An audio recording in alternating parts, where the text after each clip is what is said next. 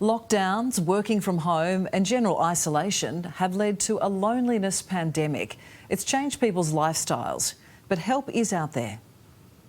Only the lonely. It can be lonely on a rainy day, but in Sydney it seems every day's a rainy day. How are you going? Don't want to talk today? No, it's okay. What sort of vibe are you getting from this place? Well, just today I'm really cold. Maybe that's our cold heart. Can we ask you a quick question? The third worst city in the world, apparently, for making friends. Now that's lonely. I'm giving out free hugs today. Would you like one? What's worse, here or New York? New York.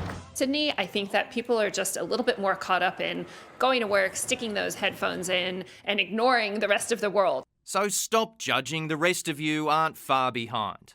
Loneliness has been identified as a public health emergency by many countries around the world. First came the COVID lockdowns, then the loneliness pandemic. Studies are telling us we've actually never been lonelier. In fact, in some countries like the UK and Japan, they have government ministers for the lonely. And now the push is on for us to get some of our own.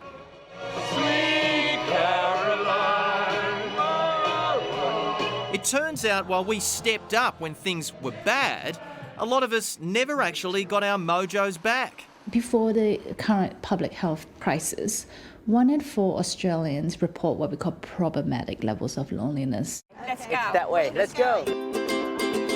The answer, though, could be simple.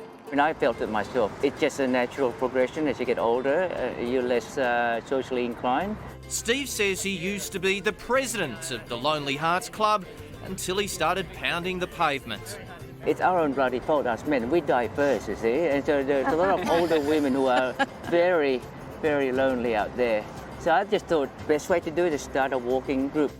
Now, that mid-pandemic idea has turned into one of Sydney's biggest walking social groups. Would you say it's changed your life for the better?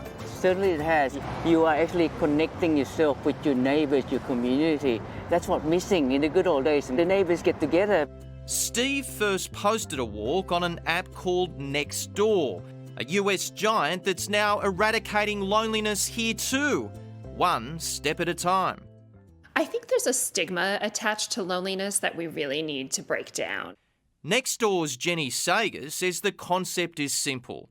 Just say hello to your neighbour for a start.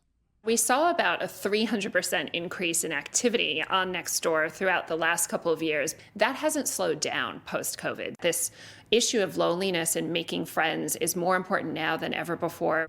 Even doctors like Michelle Lim agree. The one thing that the pandemic has taught us is how important our neighbours are. Loneliness has multiple causes, all the way from our brain biology, genetics, and to the environment that we live in. Anne Hartley is one who says she simply needed to flick a switch. I saw a woman advertised, come and see my garden, so I thought, well, I'll try it.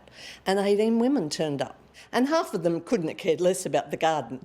It was just a chance for women to get together and connect. Since then, this mother of two even joined other ladies keen to meditate. When we're younger, we've got our kids' schools, we've got our work where we're meeting people, but as we get older, all of those go. And, you know, family members die, so that we have got less social life and we need to do something. Only the lonely. Whether it's the app or something else, these success stories say, don't just sit there and be lonely. I don't think there's anything better than having friends. Social connection is our most important need. Where's our next walk to? Well, to Como. Even if you're stuck somewhere on a never-ending rainy day. I might have to come with you.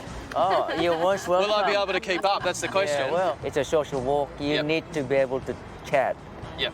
The moment you stop chatting, I'll come over and I'll give you a hard time. That's how you make friends.